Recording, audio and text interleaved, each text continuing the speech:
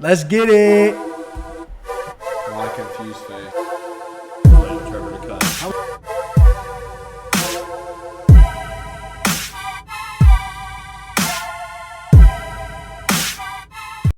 Sure. Did you press record, Trevor? I didn't get a 3, 2. I did 3, 2. All right, here we are. The people have been waiting for this, I think, though.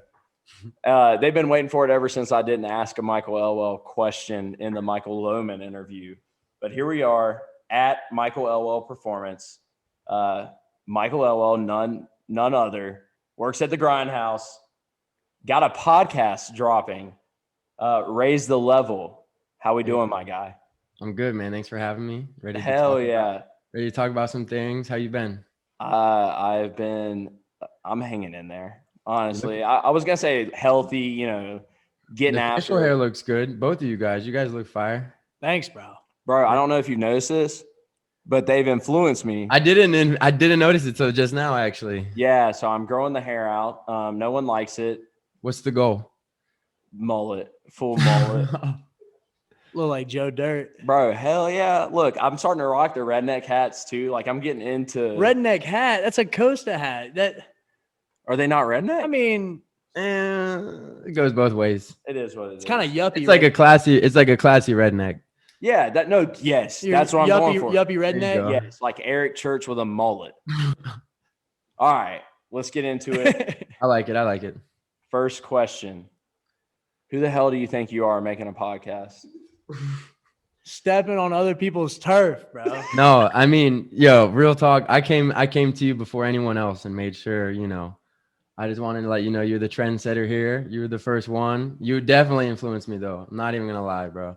Like seeing that you guys took off, I was like, dang, I want to talk too. Because, I mean, I looked it up. There's under 1 million podcasts right now. There's only 1 million podcasts out there. Think about that, really, though. How many artists, things out there like with music? I mean, that's popular. How much bullshit do you spend like daily? Like people just watch shit. Exactly. So it's like, I feel like I got some stuff to say. The podcast is mostly going to be about like personal development geared towards athletes and like business professionals that are just looking for like, I don't know, something motivated to talk about. Probably going to have most athletes on though. Like, So you're going to be giving athletes like advice on like keeping their mental. That's part of it. Yeah. And then also, I'm always just shooting the shit in general. So Yeah. that's going to go with it. So I think shooting the shit's about as in depth as we get on here.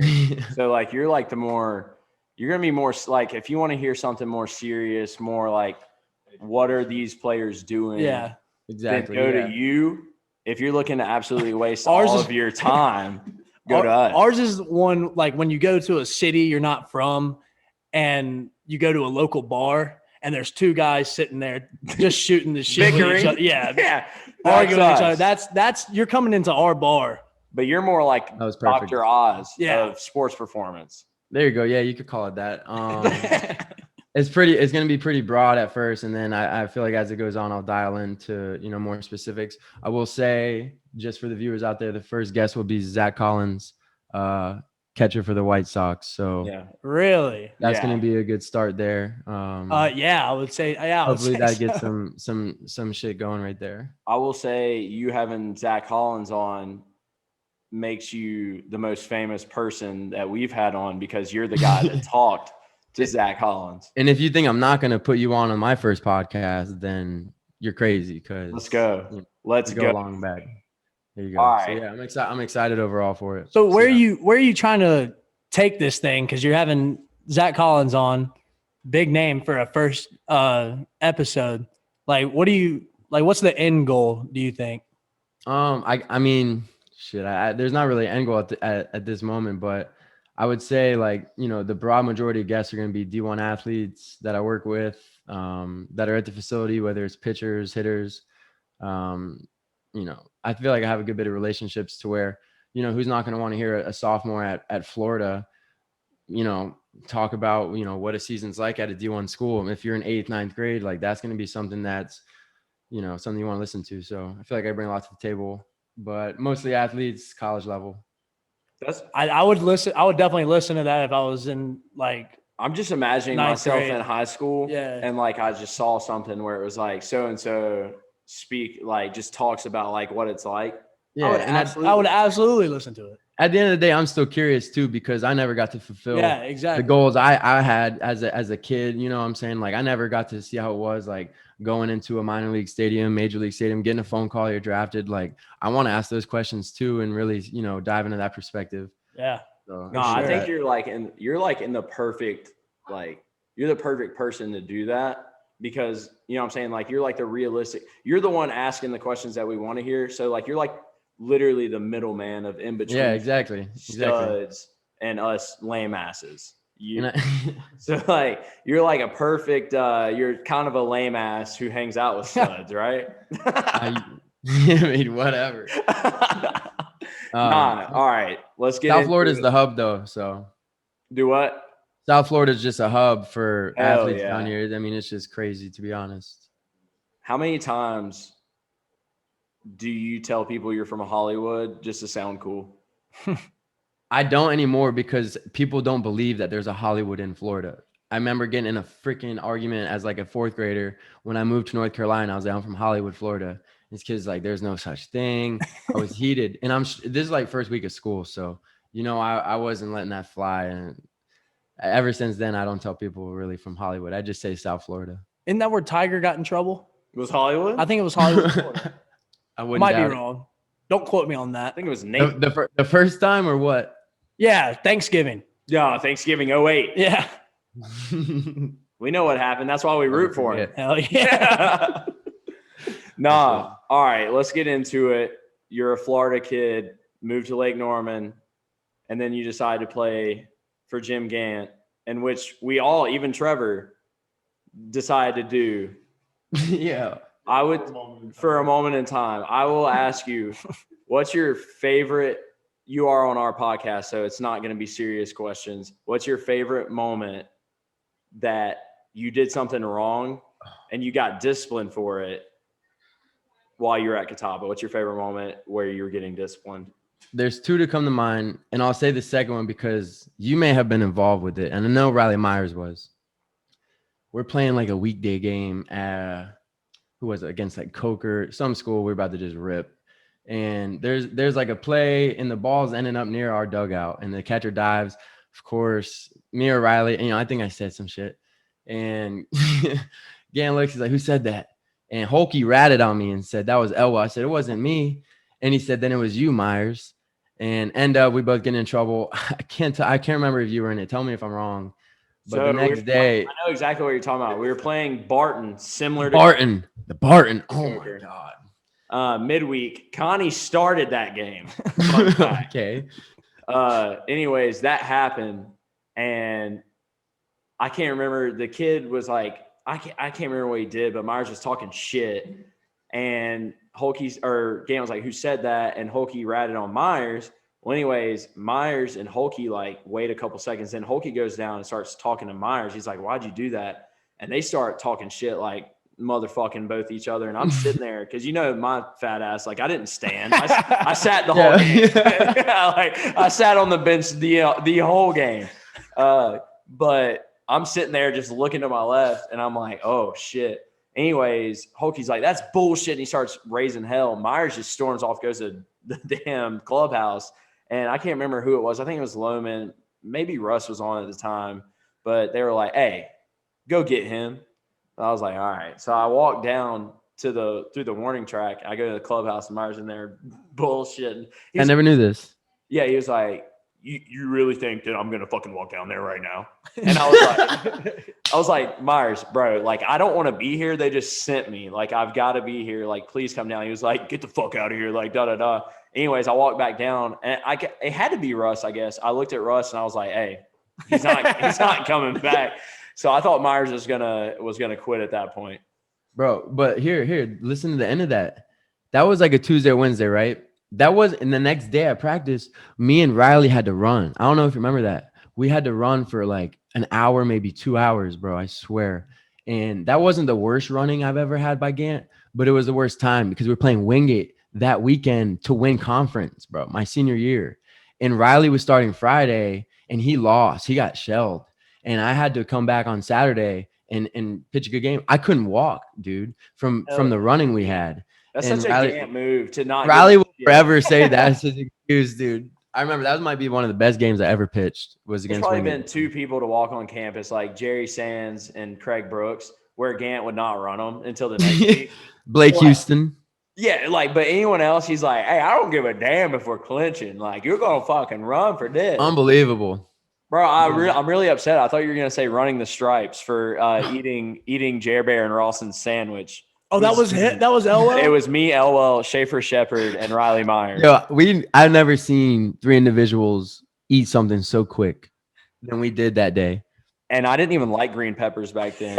And Jer Bear, I remember I came back because so how it happened was Rawson was like, hey, go get a sandwich from my car. I put it in he was like, it's in my Jeep. I went and got it. He was like, you can have a bite if you go get it. At that time, I wasn't even dressing out. Like I forgot about this shit. I was hurt. So I go get it.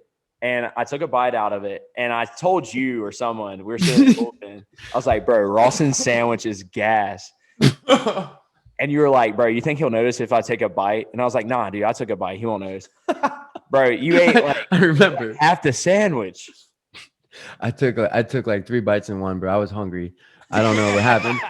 Bro. I don't know if I didn't go to the cab that day or what, But back then, me and Elwell were the scumbags that would, all right. I didn't buy a can of dip my whole sophomore, junior year, but exactly. I dipped every day. Okay, so it's safe to say we would lift a lot of lockers, not to steal, but to borrow dip. To borrow, yeah. Yeah, exactly. So I checked the usuals, Anyways, Elwell comes back after taking a bite out of Rawson's sandwich. He was like, you'll never guess who has a full sandwich in the locker. I said, who? He goes, Jer Bear. And I was like, no way. He was like, go check it out. He was like, your boy's with him. I was like, all right. I looked at the sandwich. It was on fucking wheat bread.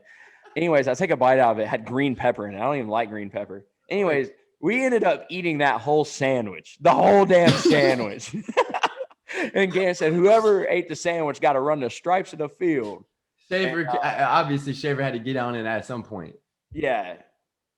Well, Schaefer, I think we just egged each other on. Schaefer was like, oh, you got Schaefer. So me, Myers, Elwell, and Schaefer all ate 2 sandwiches and then had to run for it. Bro, one time Gant made me run the stripes on a weekend while he was. You ran the stripes multiple times. When he was setting the pace on a mower behind me. Oh. So I had no choice. Sometimes I could do it. I could kind of slack off a little bit running them stripes, but not with him on the mower. That's facts. Dude, I don't think anyone on earth that played baseball at Catawba College went through more bullshit than you. Some of it was my fault, though. Yeah, well, a lot of it was both of our faults. Not combined. We were just both on our own shit. But how did you make it through is my question.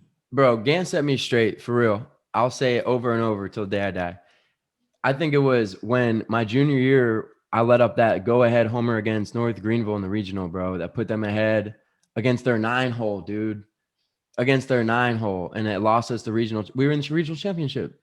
And then after that, it was like summer. I didn't really play summer ball, and I was at EP a lot. Like, I don't know. Gant and I just got close. I started gaining respect for him. And then, obviously after 3 years at Catawba, you kind of learn ins and outs. You can get away with some things. So Gant set me straight, bro. He's the most disciplined man I've ever fucking met in my life. And that's where all the respect comes from for me. And that's where I pride myself in. And I tell people I played at a D2 and they're like, I'm like, you wouldn't last, bro. You are dude, the way kids are nowadays, like you can't be soft. Cut from a different. Obviously you played for 4 years. Hopefully you are too, but are you just 2 because you transferred in, right? Dill's this is like Dill's 17th year. This is my 3rd year at Catawba right okay, now. so you've been through it too then. I'm not even gonna. Dude, that's what I love about JG though. Because you got respect for him, but you can still shoot the shit with him all day. Hell yeah. Bro, I'll never forget. We're running one day, and Gant started like 5 minutes behind us, and I'm talking shit as always when we're running. And I look over, and Gant's ahead of me in like a 10-mile run or like 5-mile run around campus. and he whoops everybody by 10 minutes, comes back in. We get back and he's sitting on the couch drinking a water. And I'm just like, this dude is unbelievable. I remember that's when everything changed. Nah, hell yeah. Dude, the thing about Gant with like D1 people and why it like usually never works is because I feel like he loves like using mediocrity. You know what I'm saying? As far as like, he's like, if you can listen to what I do, I can work with whatever skill level you're at. Like, even if you're bad, you just have to do what he wants. You have to buy Right. into his shit. And that's hard, I think, for like a lot of D1 people. I didn't fully buy into him junior year, bro. My first year here, no. Yeah, that's what I was gonna say. Last year I bought all the way in. Like Dill is like a great example. Like coming in from D1, like how like you can't tell like most people. It's much different. Bro, you don't remember what Gant said? We pulled the tarp one day, and he brought us all together. He said, "All right, welcome, son. I didn't bring you here to be the damn hype man." He said that, bro. When he said that, that's when it, like you said, Elwell, when it changed. Bro, he dropped me to he got me to my lowest point my junior year until he started me. Like, I think he wanted to just rag me down, but he was like, "Hey, you're never gonna travel. Like, you're a waste of talent. You're a waste of da-da-da. Like, you might as well quit." I thought about quitting that night. And then I got on the bus the next day and I was starting and DHing. And I was like, oh, fuck. Like, here we go. I quit like, multiple times, bro. Bro. I quit multiple times, dude. For real. Yeah, like, I wanted to punch him in the face one time, bro. I remember.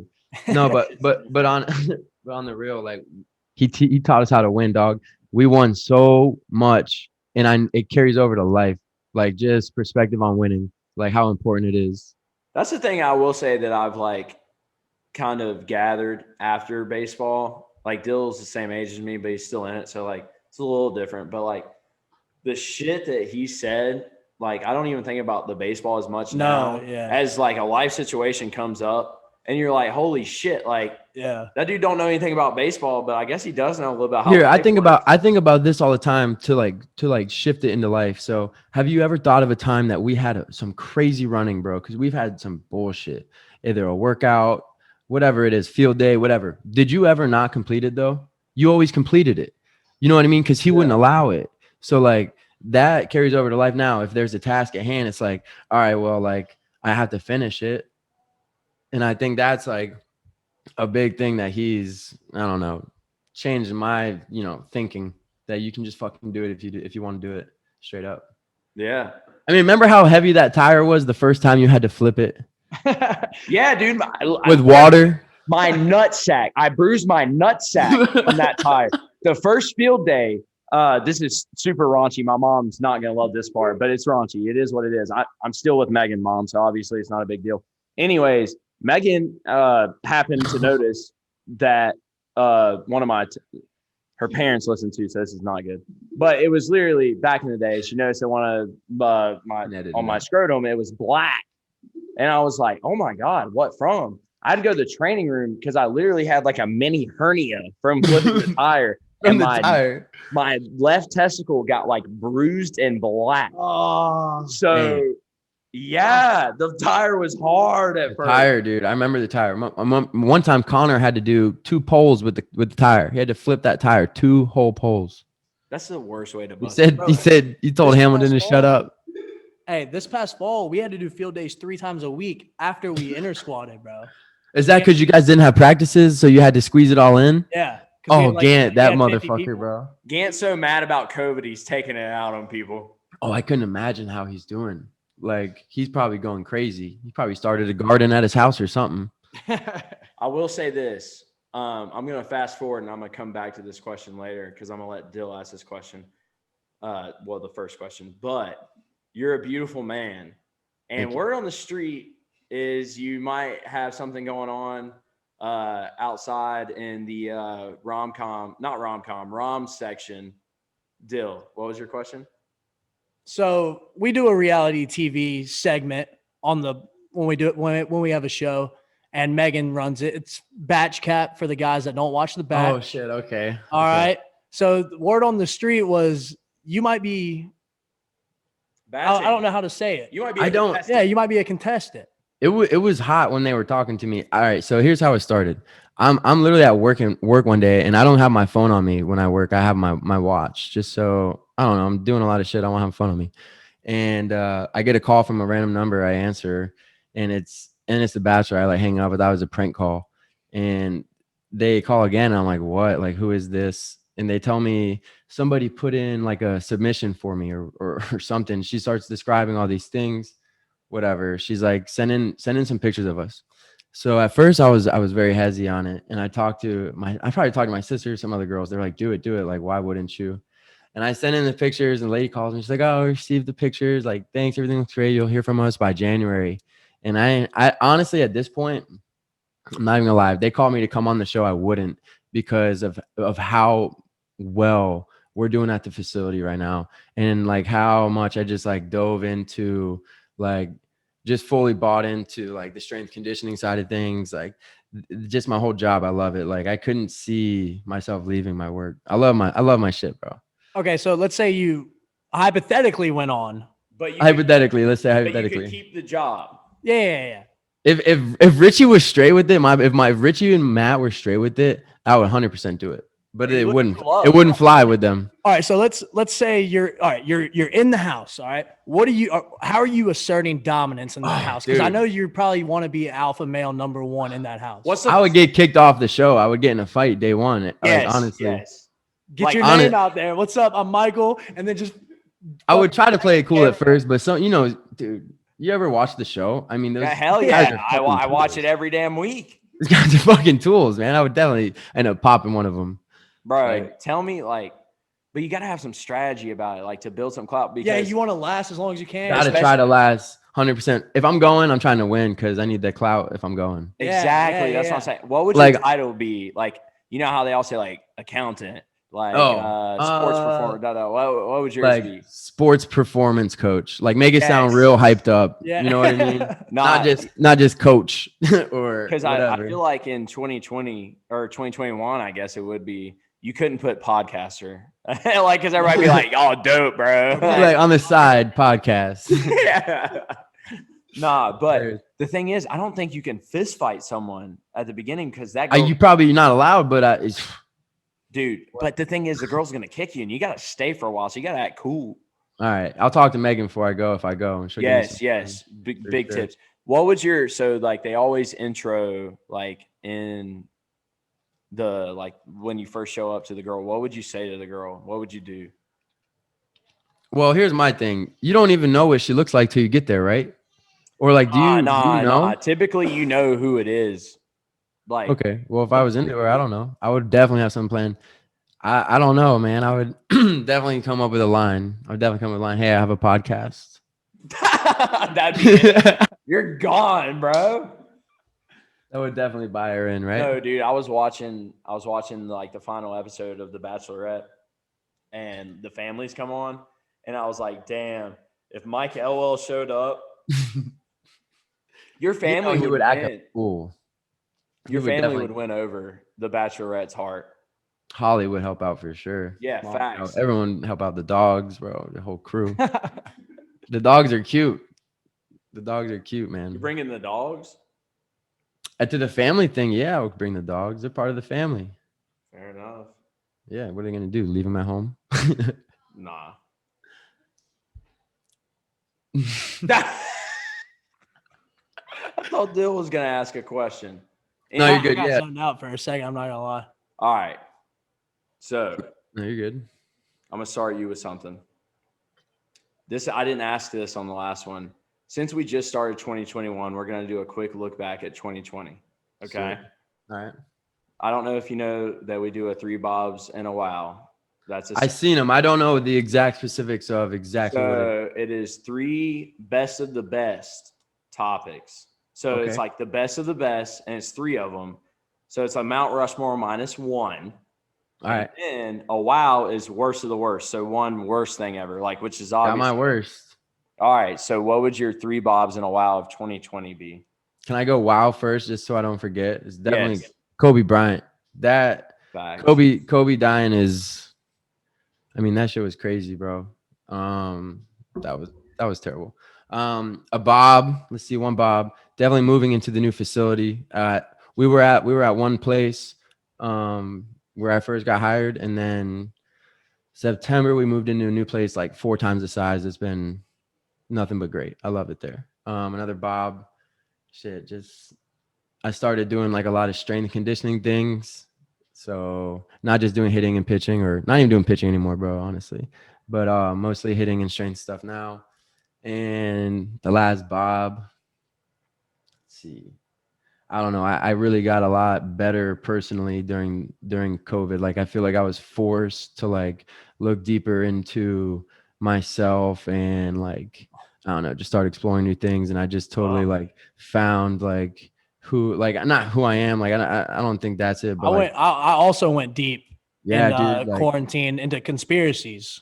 Okay, so what's your favorite conspiracy? Because I am a freak about that shit. This is Dill's favorite thing to bring up. Like, we can't go a single interview without him saying something about conspiracies. I usually can't go a regular convo without saying it. So, welcome, my friend. The one I've been like just reading about, and we just interviewed Taylor, who he was a conspiracy guy too, and he talked about Operation Paperclip and how they were bringing German engineers to the U.S. to build our, like, just infiltrating the U.S. to build our ships for NASA.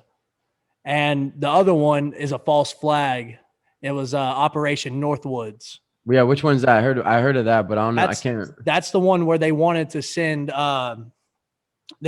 friendlies dressed as Cuban soldiers. They want to send Americans dressed as Cuban soldiers to shoot up Guantanamo Bay and kill everybody there. To start the war with Cuba, and JFK shot that down. Like, there's documents and everything. It was a real thing that they planned out. Damn. Mitchum just shaking his head, nodding, because I say it. I talk about it all the time. My favorite conspiracy right now is COVID. This is the biggest joke. I've listened to. I've seen it on YouTube. Let me just say this right here, and especially about the vaccines. I mean, people are out of their damn mind. Listen to this. Most vaccines are they are like 94 to 90 to 97% like correct, right? Like they work that amount of the time, 94 to 97%. COVID is 99.7 success rate. So why are you gonna take something that's more risky for something that's got a 0.03 death fatality rate? Like, it just blows my mind how people with a quote, if people that aren't looking at it, education, they can't just think for themselves, bro.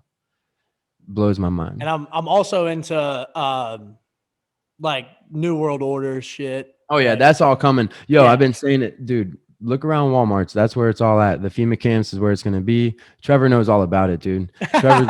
Trevor's shaking his head. Yes, I already know he is. I don't know what Trevor gets into all the time, but everybody always has these insiders with Trevor. Does Trevor just talk to everyone? Dude, Trevor. Here, right, let me just say this real quick. I'm gonna try to say this. What? I'm gonna leave this. I'm gonna try to make this as clean as possible. Trevor brought me over one night. We're hanging out. I'm not gonna say what's going on. Shit, I know about this. He puts on this fucking documentary, and halfway through, I don't even remember we were watching. Halfway through, I look at him and said, "What is this?" And then we watched the rest of it the very next day. I call him. I said, "What is the name of it?" I watched it again to make sure what I was seeing was what I was like seeing in my brain, and that's when everything changed for me. What was that? Senior year, Trev? Winter? Yeah. It was snowing that night. Yeah. That Trevor changed my life. Straight up. Hey, he knows it too. I said it to him before. Like 2 years ago, I hit him up and said, just want to let you know, like, you changed things. I do remember you telling me that Trevor changed your life and let him know. Yeah, 100%. I do have a question since like you guys are all into conspiracies. I haven't brought this up. I told you this morning, Trevor actually spent the night last night because his cars broke down. We got, you know what, everything for the pod. But I had a dream last night that I lost 3 of my right molars. Like they just were falling out. Ooh. What does that mean? That you better brush your teeth more often. Make sure them things are Is that what that means? I don't know. That's what I would think. Dude, I woke up this morning and when I saw that my teeth were still here, it was so awesome. Ooh, that's a scary feeling when you're like still like consciously unconscious and you just remember your dream and you're like, wait, if I wake up, Is it gonna be like this? Bro, it literally started in my right tooth. Like I was like, they were like kind of wobbly in my dream, and like the dream had nothing to do with my teeth, and I like felt my tooth, and I was like, what the heck? And like literally as I was wobbling a little bit, it fell out. I said, what the hell? Anyways, I started talking to other people, and then the other tooth fell out, and I was like, what? Ooh. And then at that point, I felt the other one and wobbled, and the third one fell out, and I was like, oh my God. And like literally the third one wasn't rotten, but when I pulled out the other two teeth, they were rotten in my dream. What does that mean? I don't know. That's scary. But I just remembered. Are you guys doing Bob's in a while too, or was it just me? So we're actually, when we're gonna drop this is like later in January. We will have a 3 Bobs in a while out of 2020. All right. Cool. And guess what? I have no idea. Right now, we're recording this. No, you guys got me on the spot, bro. I had to think on the spot. No, that was dope. I think actually putting you on the spot is harder than the draft. I tell people the draft's hard. I'm the worst at 3 Bobs in a while. Dill gives me shit. Because I win. Really? No, dude. Literally every time I voted for Trevor last week. Facts. We didn't. I never put the Christmas one up because I just thought we all did shitty, so I didn't even want to post it. It was so bad. It was terrible. I did good. You did good. Yeah. Ugh. Yeah, no, but we'll have a 2021 up. I have a couple notes for it, but I haven't won. The closest I've ever gotten to winning was a tie. Damn, I'm gonna start voting for you then. Even if I don't like it, I got you. No, I have a question that everyone. Hey, go ahead. This is a fantasy football question, so you can skip 30 seconds ahead. Elwell, we got to talk about this. How mad were you at me after that fantasy football trade? For not asking question. Let's tell him what it was. It was I traded him Kenyon Drake and the running back for the Bills. What's his name? Zach Moss. Listen, my team was shot. People listening, don't think I don't know what the fuck I'm doing. My team was shot. I was like 0-5. I got bad luck. Yeah, nah, he fell apart, and I was gross all year. But so we traded him Derrick Henry for those two. Yeah. And Elwell said, just give me a question on the Michael Lohman interview, and we can make this happen. We did the trade, and then in the Lohman interview, I just shot a blank and never asked the question. How mad were you?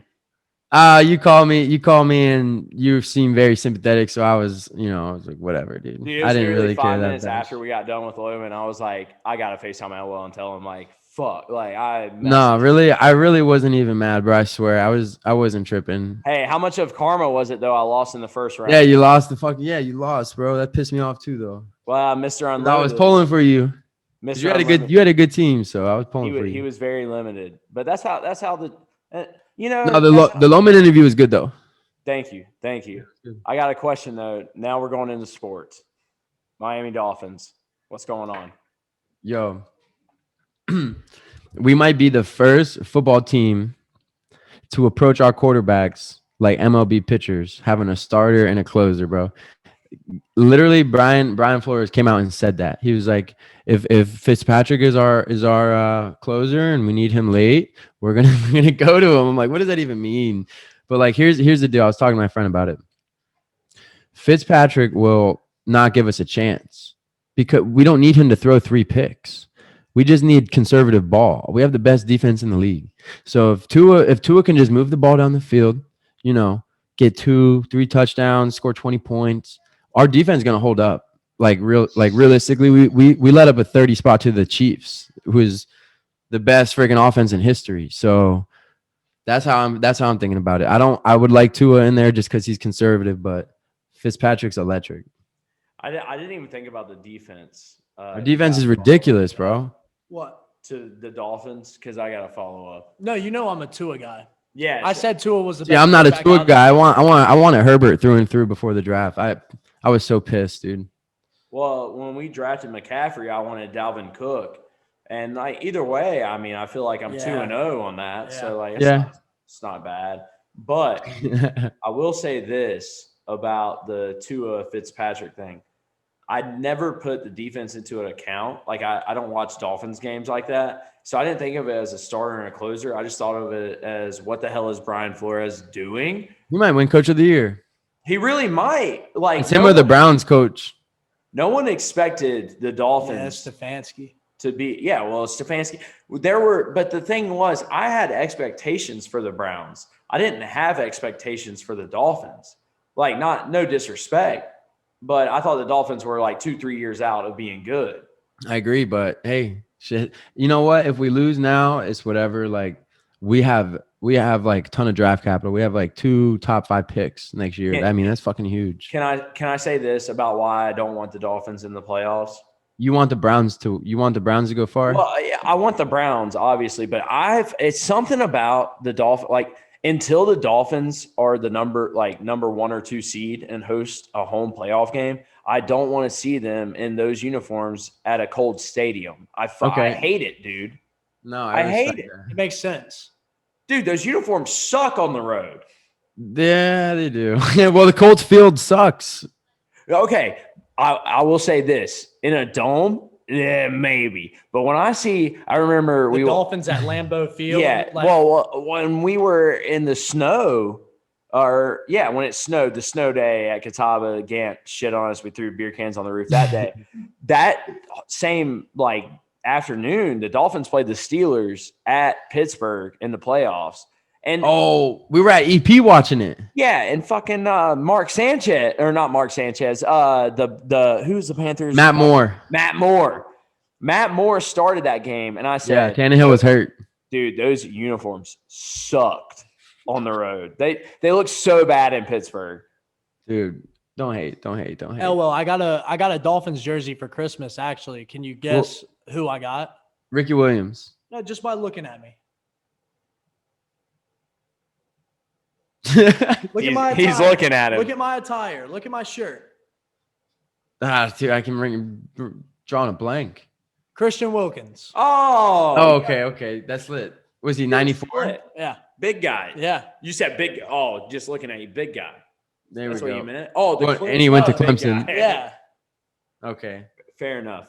Yeah, no, fair. I have a Tannehill jersey that I still wear because Tannehill's relevant. So whatever. I'm actually surprised you never got a Richie Incognito jersey. Bro, I want a Ricky Williams jersey though, for real. That's why I said that. That would be a fly jersey. What's your favorite? Like a Reebok one? Ooh.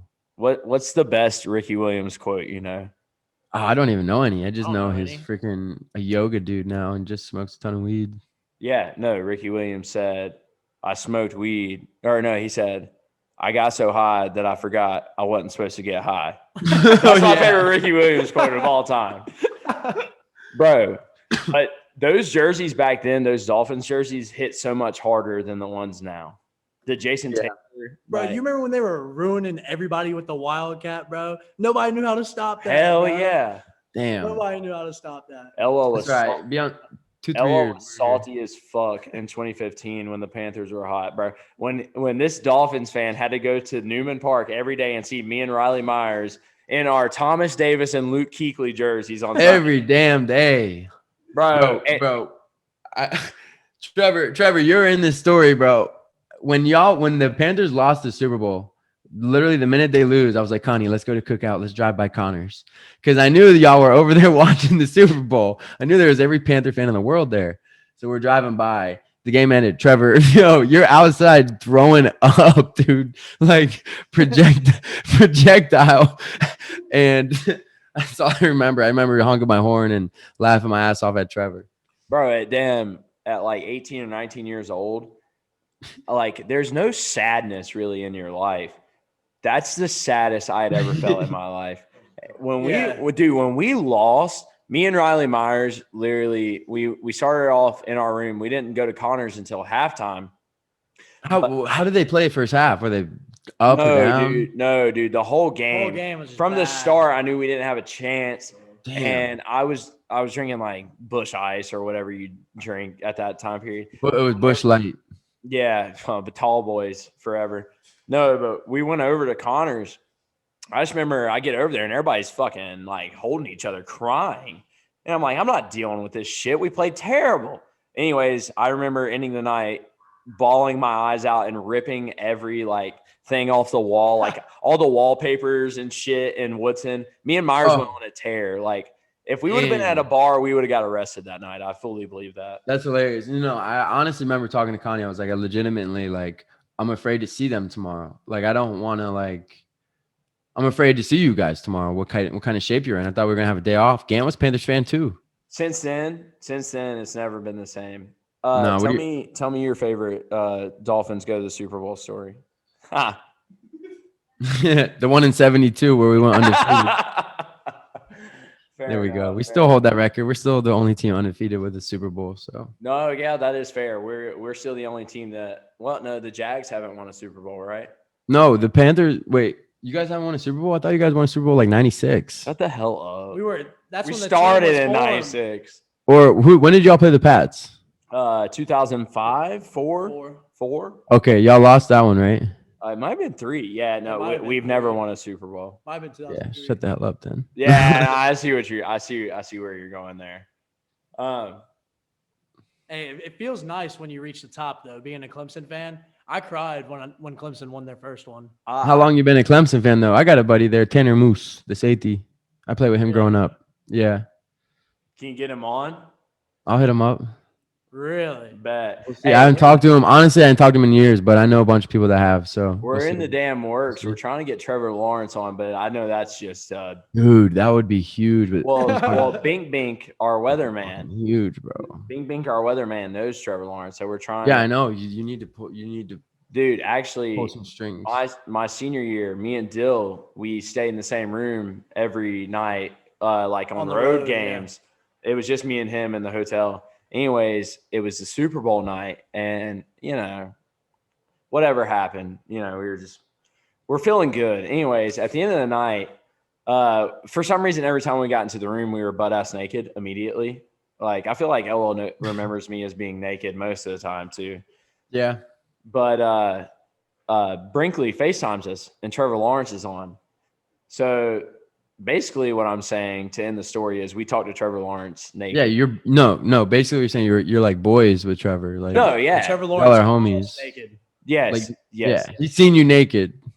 I could honestly, we could pull could we meet to Trevor Lawrence? Yeah, he violated us. He did violate us because I was under the influence of alcohol. I was under the assumption that I was going to talk to Brinkley. Yeah. And then Trevor Lawrence shows up. Wait. Maybe you know what? Don't sue him. Just offer him some time on the pod, and then you won't sue him. You won't. You're right. Charges. Hey, Trevor, we're not going to sue you if you come on the pod. No. All right. So I do have some raise the level questions. Okay. How I know, in this realm, you can do whatever the hell you want, and we've kind of gotten lost in it to where we feel like we have to do something by the status quo. How do you want to run your podcast? Dude, honestly, I thought about it. So, there's gonna be days where I have something fired up in my brain where I just want to talk and let it rip. If I've been, thinking about something that I think's wrong, that's kind of coming to a normal to society, in my opinion, I'm gonna bring it up and kind of just say what I feel about it. But then again, I work with some high level hitters, and I want to talk to them and get inside their brain too. I hit with this guy Tristan Cassis. He's a top guy with the Red Sox, and he's only 20, and he's got a brain like no other, dude. You should just being around this dude, right, raises your level of focus. I didn't mean to say raise the level, but that's just how apparent it is. But mostly just want to get inside successful people's brains at the end of the day. So you brought up top guy in the Red Sox, top guy, Zach Collins, who you're going to interview. Who's the biggest name guy that you've been around or spent some time, learned something from or anything? Learn something from Tristan Cassis for sure with the Red Sox, because I've actually worked with him hand in hand. I throw him BP every week. We work together every week. But Zach is more he kind of just comes around. He hits his BP with his agent, does his thing. But we're boys. We know each other name to name. When he comes in, we talk. But definitely Tristan learning something. Probably Zach as far as clout and just the person that made it so far. Jesus Luzardo, he comes around rarely. And then Sean Anderson, closer with the Giants. Yeah. he's around with Zach when he throws with Zach at the facility. So he actually offered to make me breakfast one time. So we're boys there. It's crazy how baseball is like that too. You got dudes from different teams working out with each other in the off. Yeah, exactly. They're boys too. Yeah, so yeah. I feel like, well, I guess all communities do that, but like even like when you play like D2 baseball, like when You got play, respect for but the yeah, other D2 guy. when you play Yeah. summer ball together, like there Yes, becomes a bro. community. Like, bro, like when you get out of school and like I like in my job, like I'm like talking to people, like I'm trying to talk to as many people as possible. Like when you reach out to someone and then they say something like, "Oh, I went to Francis Marion," or "I went somewhere," like Yeah, you can relate yeah. It rings a immediately. bell. Yeah, it Yeah, rings a Bro, bell. yeah, and then you're like, "Oh, what summer ball team did you play for?" They're like, "I played in the CPL," and like immediately, like D2 baseball, Yeah. like the community of baseball is insane. No, I agree, dude. I honestly also like I walked into like a really good situation and took like full advantage of it. Like worked my ass off. Like did everything I can to build relationships. So I definitely walked into a good relationship with Elite Squad. All these people that I'm naming, rattling off names, they played for Elite Squad since they were like 13. So I'm now with Elite Squad Academy, which is like a homeschool type of thing. So example, Heath, if you were in high school, instead of going to Carson High School, you're going to go to Elite Squad and you're going to do your homework online. And you're going to come to our academy from 10 to 3 every day of the week and train baseball. Would you say like I know like because back in our time like we would get burned out, the Definitely. burnout shit. Definitely see Would it, you bro. say that this shit has changed just the way the world is now? Especially because of how soft people are for real. Nah, that's my question too. So like people are studs, right? Like you talk to like studs and shit. Do you like try to instill some fucking like All the time, dude. these guys? You have no idea. I'm a dog to these kids. Like I think that's a good thing too. I'm still young, so like I can still kind of like relate to these high school guys, like in a way. But we have some studs like they're gonna be top 5 rounders, like real legit guys, and they're just mentally weak in a way. And I definitely instill things all the time. And my partner Matt too, he's great. We are hard on these kids, bro. We don't let shit fly. You would love it if you just spend a day just kind of watching how that demeanor is around these kids. Like we don't fuck around.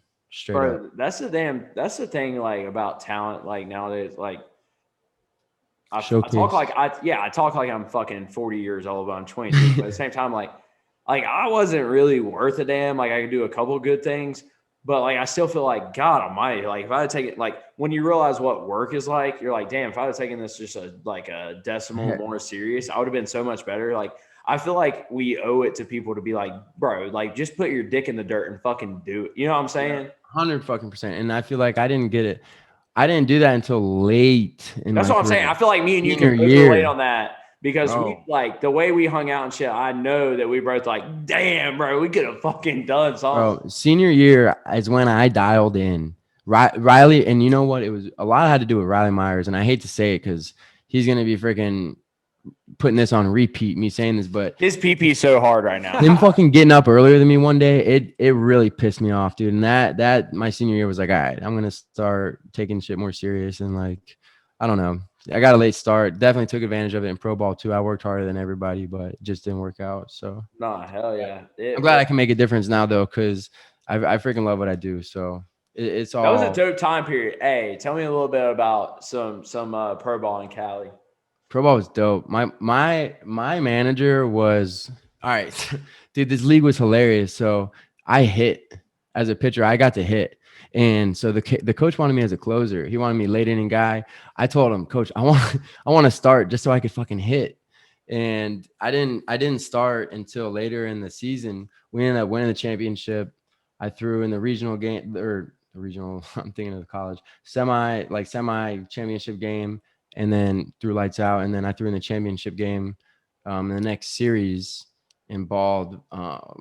We won it all, but Cali, dude, I lived in a desert, bro. Like I was in Bakersfield, so it was like this small ass town, and then 100 miles of desert, and then LA.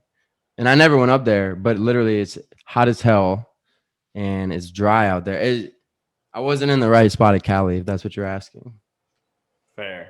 Fair. It was nice. That was fun. It was fun. A lot of fun. Met some good people. A couple guys from down here that I still have relationships with. So Facts. No, and that's the thing about summer ball too. Like you just fucking inform it literally was like summer ball, bro. The vibe of pro ball and, and where I played was summer ball.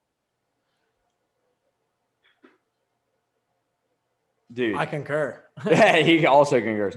Nah, so the thing before we hopped into this that I was like, dude, like I feel like Elwell should know because I feel like you've already learned it too. At first, Elwell and I like did not like each other. Like, yeah, we beef for what was it? I don't even remember, bro. Well, bro, like so I was probably just being a dick. Well, I mean, we were both left-handed pitchers, like, and there's so much you can do being a left-handed pitcher. But so Dill, like, before we hopped on, because like he doesn't really like know you that. Yeah, yeah. Me and Dill haven't had too many interactions. Exactly. I was like, dude, Dill, Elwell would love you. I was like, just because I know like how. Actually, I don't know. You're a complex human being, and I don't know how many people similar to me you can love. So, but I know when we first started, like you fucking hated me. And then like we were beefing or whatever. And then like at the end of it, we ended up liking each other a lot. And I think that dynamic actually worked out for Gann, thank God.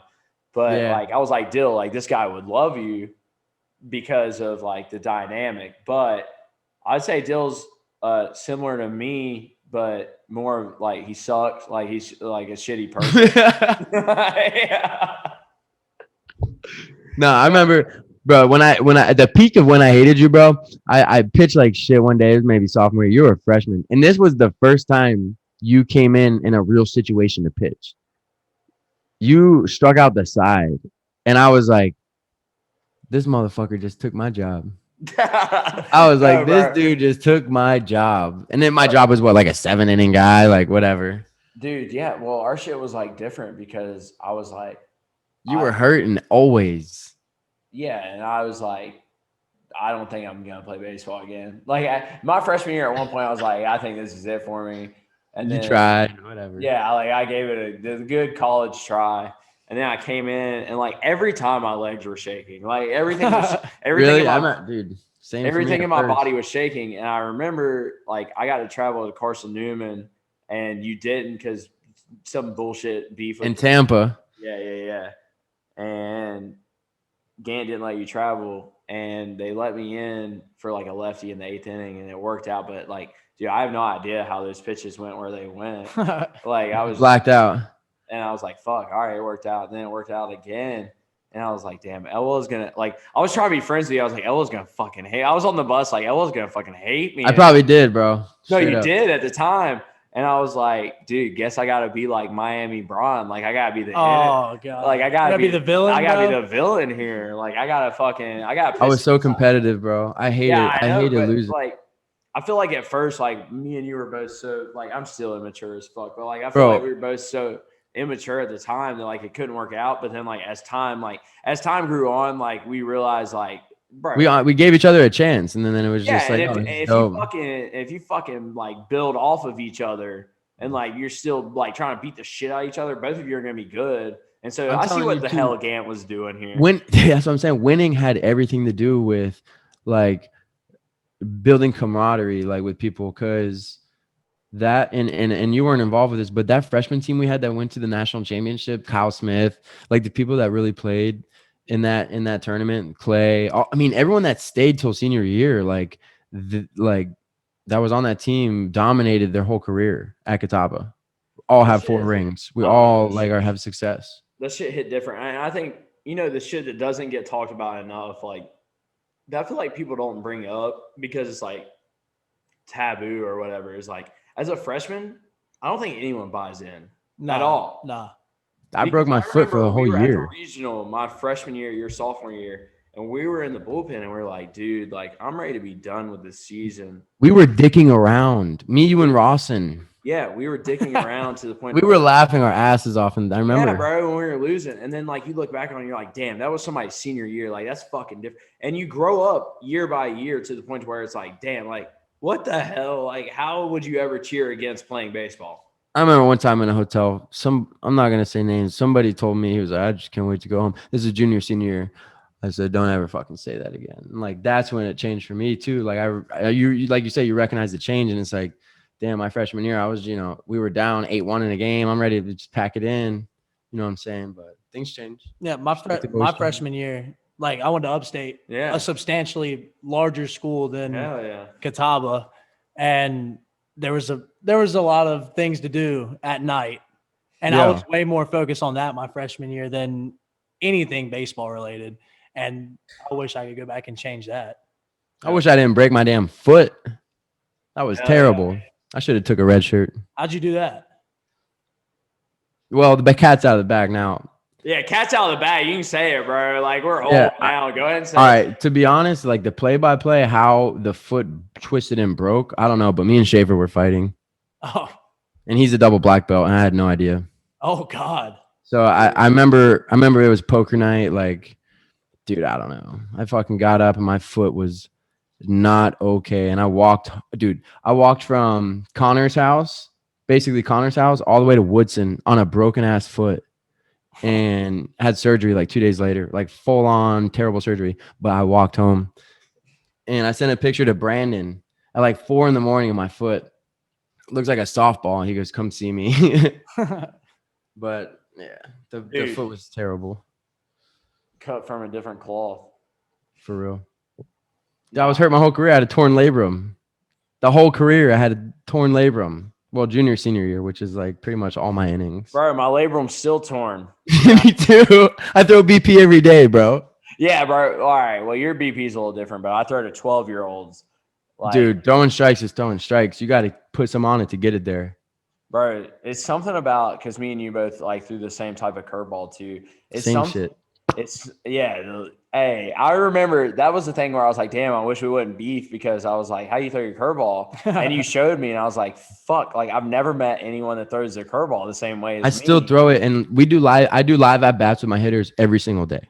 Like with one group or another, we're doing live. I snap that shit off every day. All right, let them know. Just as good. What type of curveball did we throw, or do we throw? I guess. I mean, you can make it what you want, but it was basically a 12-6, like same arm slot as the fastball. Like, dude, that shit was unhittable for both. But you did the knuckle. Yeah. So I had to grow out my pointer nail to dig it in the middle of the seam. So I had to grow out my nail to dig it in the seam, and then as I threw it like a fastball, I would flick my finger to get all that spin, strictly from me flicking. You can hear it from the dugout. I remember you showing that, and I was like, damn, that's the first person I've ever met that also flicks their damn curveball. But the only difference between us was you like dug in with a nail, and I literally like, I wish I had a ball right here, but I literally like dug my knuckle.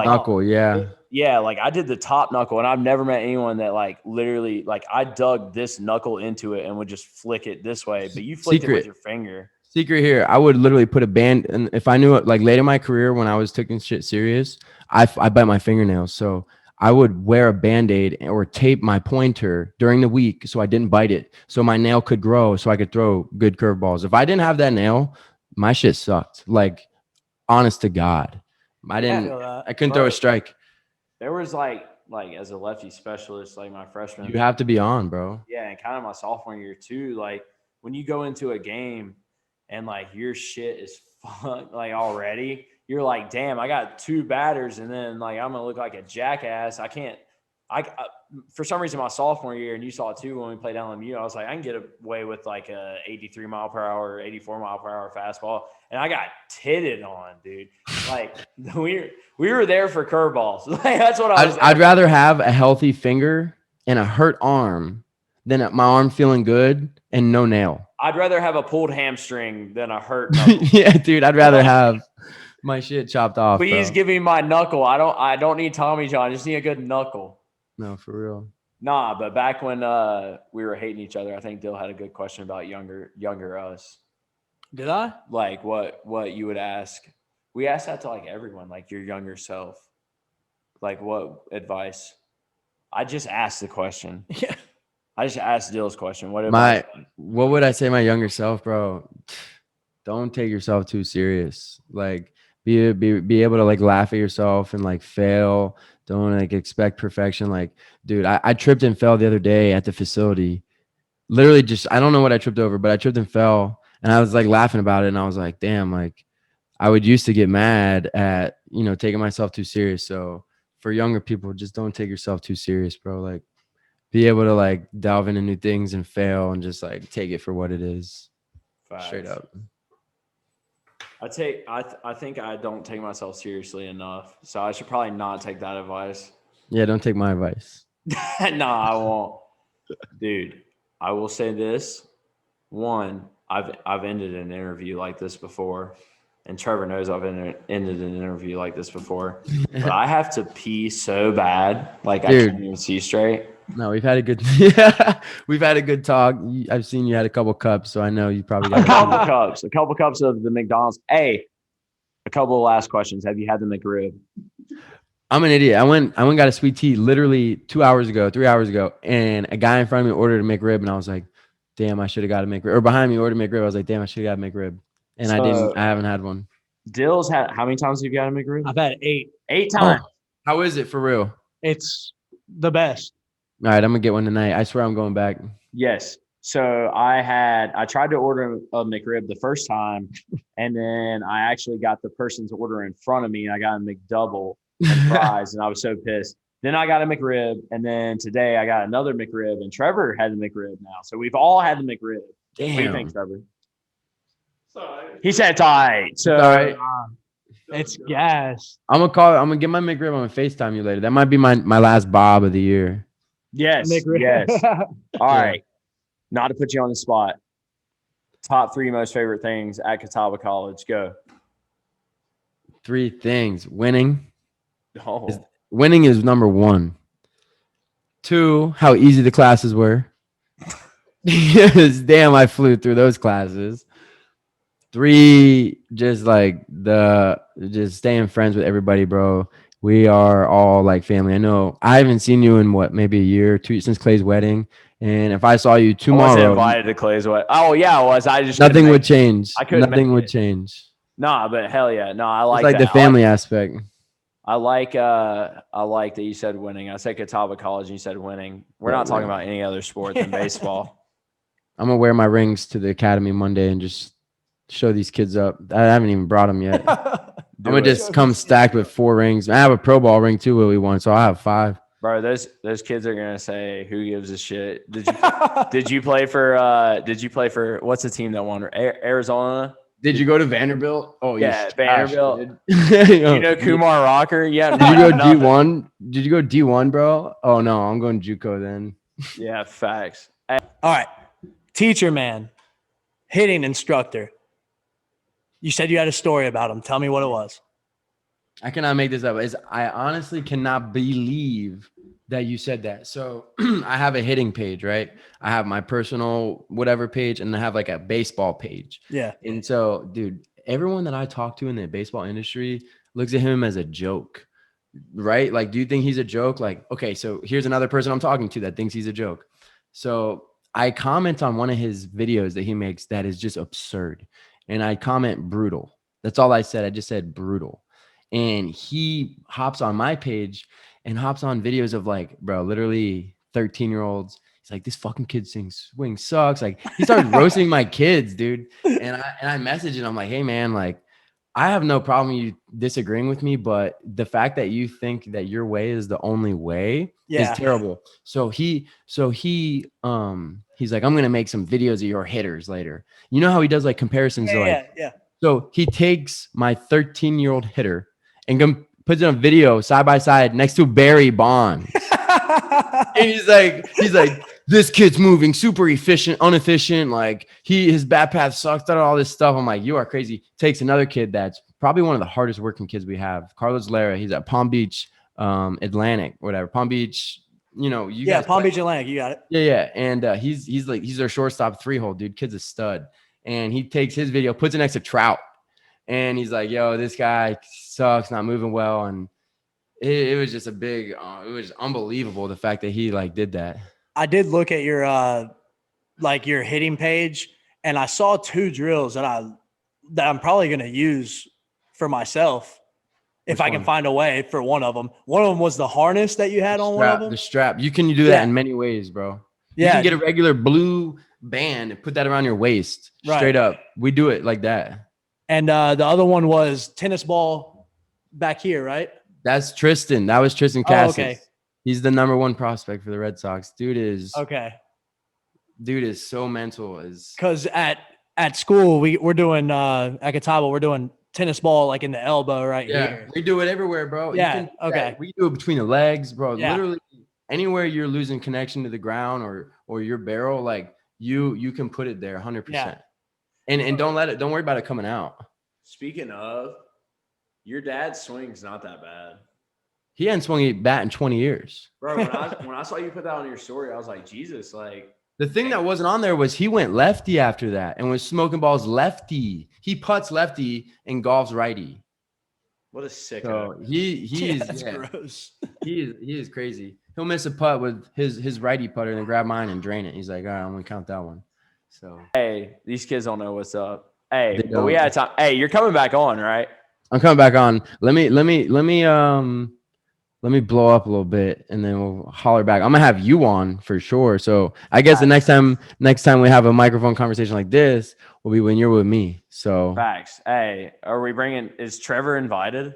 100%. Trevor's a dog. Whole crew. Let's go. Hey, I'm Nice. pumped for it. Megan's invited too. Let's go. Hey, she's gonna be pumped for that too. Yeah, we'll talk. All right. Hey, Yeah. appreciate it, my guy. No, I had fun. We had a good talk. See you. Later, boys.